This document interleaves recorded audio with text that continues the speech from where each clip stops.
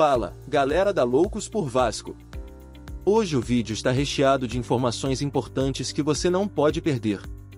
Vamos falar de 3 notícias quentes que prometem mexer com o coração de qualquer vascaíno. Então, já deixa aquele like, se inscreve no canal e fica comigo até o final, porque a última notícia vai te surpreender. No longo e sinuoso caminho do Campeonato Brasileiro por pontos corridos, cada rodada apresenta uma narrativa única, um duelo de estilos, momentos e, acima de tudo, de pressões. Para o Vasco da Gama, a próxima parada, no estádio Nabi Shedid, contra o Red Bull Bragantino, transcende a busca por mais 3 pontos. É a materialização de uma oportunidade de ouro, um confronto onde os números, a lógica e a fase atual apontam um favoritismo que o time de Fernando Diniz precisa transformar em resultado para solidificar seu lugar na elite do futebol nacional e tornar palpável o sonho de retornar à Copa Libertadores. O cenário para este duelo é um fascinante estudo de contrastes. De um lado, o Bragantino, um time com um projeto consolidado e um elenco qualificado, mas que vive uma inexplicável crise de identidade dentro de seus próprios domínios. O Nabi Shedid, que deveria ser seu porto seguro, transformou-se em um palco de instabilidade. Ostentar a 5ª pior campanha como mandante na competição é um atestado de vulnerabilidade. Em 14 partidas diante de sua torcida, o Massa Bruta deixou de vencer em 8 ocasiões, uma irregularidade assustadora para uma equipe com suas pretensões. Especialmente no retorno, a dificuldade se acentuou, com apenas 2 vitórias, evidenciando uma equipe que sente o peso da obrigação e não consegue impor seu ritmo em casa. Do outro lado, temos um Vasco em estado de graça, vivendo o exato oposto.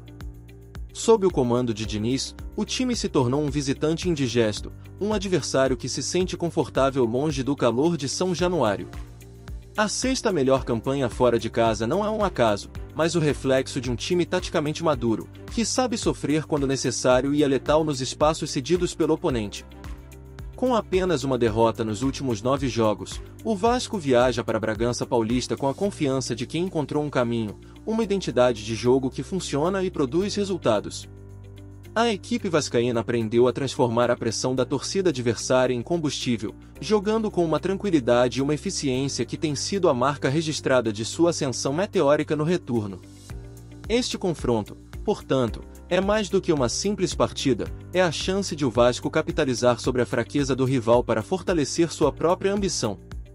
A briga pela Libertadores está em seu momento mais acirrado.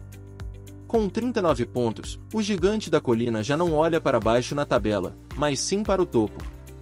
A distância de apenas 2 pontos para o 7º colocado e a possibilidade real de que o campeonato abra mais vagas para a competição continental, o famoso G8 ou G9, transformam cada jogo em uma decisão. Vencer o Bragantino não significa apenas somar 3 pontos, mas também afundar um concorrente direto na briga e enviar uma mensagem clara para o resto do campeonato. O Vasco não está apenas participando, está competindo para valer. A confiança que emana do time é palpável e se reflete na performance de seus jogadores. O momento é de afirmação, de atletas que atingem o auge de suas carreiras e entendem a responsabilidade de vestir a cruz de Malta em uma fase tão decisiva. É a hora em que os grandes jogadores aparecem, aqueles que não se contentam apenas em cumprir seu papel, mas buscam a excelência. E essa busca pela excelência, por ultrapassar os próprios limites, muitas vezes leva a histórias incríveis. Falando em jogadores que vivem um momento mágico e de afirmação, um dos pilares deste time de guerreiros experimentou recentemente o ápice de sua carreira de uma forma totalmente inesperada, vivendo uma verdadeira loucura logística para realizar o sonho de uma vida e defender a seleção brasileira. A carreira de um jogador de futebol é, em sua essência, uma busca incessante por momentos que a definam. Para a esmagadora maioria, o ápice, o sonho de infância que sobrevive à dureza do profissionalismo, é vestir a camisa da seleção brasileira. É um chamado que transcende contratos e táticas, é uma convocação da própria história. A história de Paulo Henrique, lateral direito do Vasco, é um testemunho espetacular de como esse chamado pode romper na vida de um atleta da forma mais caótica, inesperada e, por fim, gloriosa, revelando o caráter e o comprometimento que definem não apenas um jogador, mas o espírito de uma equipe inteira. A narrativa de sua convocação se desenrola como um roteiro de cinema, onde o drama pessoal e a glória profissional colidem de forma espetacular. O ponto de partida é a mais mundana das realidades de um atleta: o planejamento das raras e preciosas férias em família.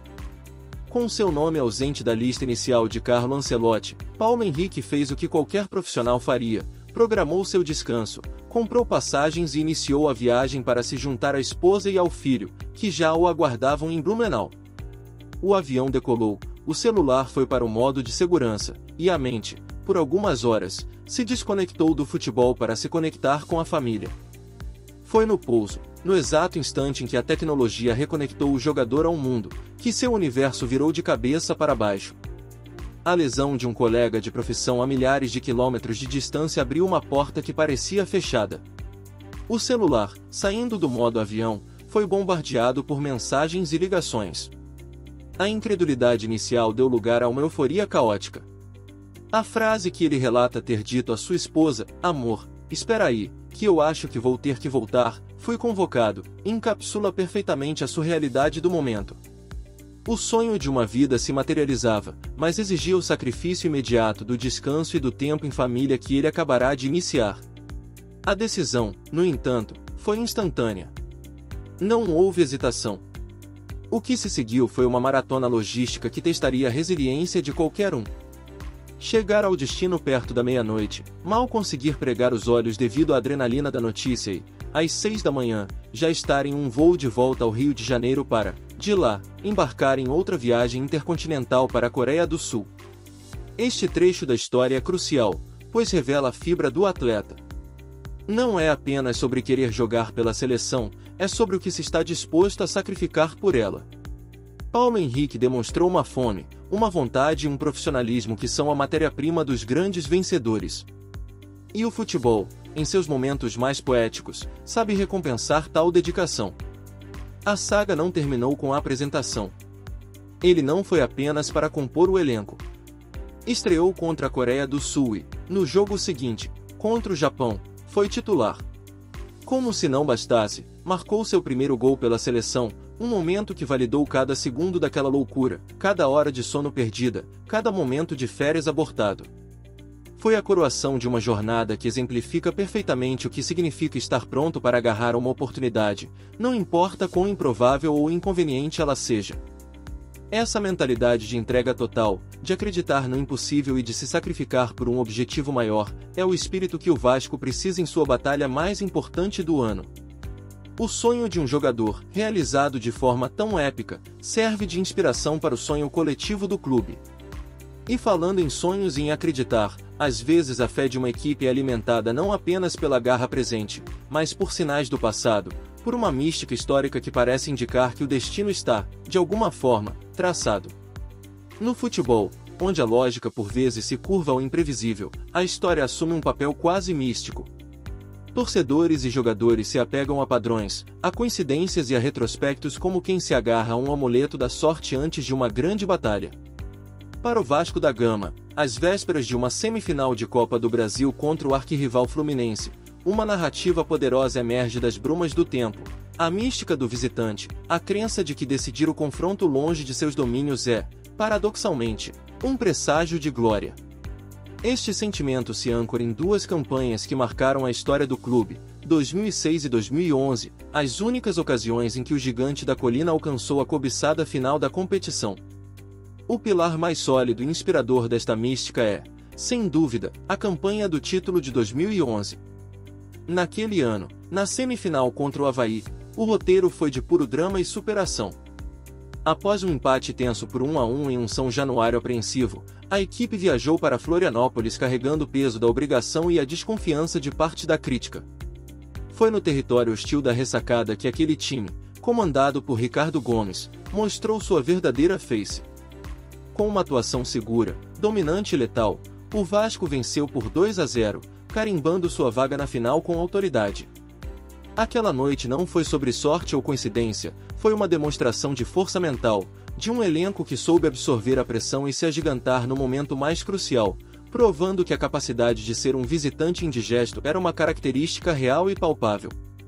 A outra memória que alimenta essa crença é a de 2006, um confronto ainda mais simbólico por ter sido contra o mesmo Fluminense. A lembrança popular evoca uma classificação heroica decidida fora de casa. Contudo, os registros históricos mostram que, embora o confronto tenha sido épico, a classificação vascaína foi selada no Maracanã com um mando de campo a seu favor, após uma vitória por 1-0 como visitante no primeiro jogo. O que é inegável, e crucial para o entendimento daquela era, é o mecanismo que definiu aquele duelo, a regra do gol qualificado. O empate por 1-1 no jogo da volta, com o gol de Valdirão, só teve o peso da classificação porque o Vasco havia balançado as redes na casa do adversário. O gol fora de casa era uma arma estratégica, um trunfo que mudava completamente a forma como as equipes abordavam os 180 minutos. E é neste ponto que a mística do passado colide frontalmente com a realidade do presente. Desde 2018, a regra do gol qualificado foi abolida da Copa do Brasil. Esta alteração regulamentar não é um mero detalhe, ela redefine por completo a natureza do confronto mata-mata. O gol marcado no território inimigo não possui mais peso duplo, não é mais um critério de desempate. Agora, a matemática é pura e simples. Em caso de empate no placar agregado, a decisão vai para a disputa de pênaltis. Essa mudança anula a vantagem estratégica que o Vasco soube explorar tão bem no passado. A mística de 2006, portanto, se baseia em uma premissa tática que não existe mais. A necessidade de marcar fora de casa não é mais desesperadora, e a vantagem de não sofrer gols em seus domínios foi redimensionada. O jogo se tornou mais direto, menos calculista nesse aspecto. Assim, o desafio para o Vasco de Fernando Diniz não é se apegar a uma coincidência histórica baseada em regras extintas, mas sim ressignificar essa mística. A fé não deve residir no retrospecto, mas na mentalidade. O verdadeiro legado de 2011 não é o fato de ter decidido fora, mas a capacidade de vencer fora. É essa essência que o time atual precisa invocar. A equipe já provou no Campeonato Brasileiro ser um dos melhores visitantes da competição, um time que não se intimida e que sabe jogar com inteligência nos domínios adversários. A confiança deve vir dessa performance concreta, e não de um eco distante de um regulamento que já não apita mais no futebol brasileiro. Chegamos ao fim de mais um boletim recheado de informação, história e muita paixão pelo nosso Vascão, mas agora é a hora mais importante, a hora de ouvir vocês. Sobre o jogo contra o Bragantino, qual o seu palpite para essa batalha em Bragança Paulista? Vocês acham que essa fama de visitante indigesto vai pesar e vamos trazer os 3 pontos para casa? Sobre a saga de Paulo Henrique, que história, hein? O que a dedicação e a loucura que ele fez para chegar à seleção diz sobre o espírito desse nosso elenco? Isso te inspira como torcedor? E sobre a mística da Copa do Brasil, você acredita nessa força da história? Acha que decidir fora de casa é o nosso talismã para chegar a mais uma final e buscar o bicampeonato? Deixa tudo aqui nos comentários. Eu quero ler a opinião de cada um. Vamos criar aquele debate gigante e mostrar a força da nossa torcida na internet. E se você curtiu o vídeo de hoje, se ficou por dentro de tudo, não esqueça de fazer o essencial para o nosso canal continuar crescendo. Deixe o seu like com vontade, se inscreva no canal se você ainda não faz parte da nossa família, e claro, ative o sininho para não perder nenhuma novidade. Muito obrigado pela companhia de sempre. Um forte abraço e saudações vascaínas.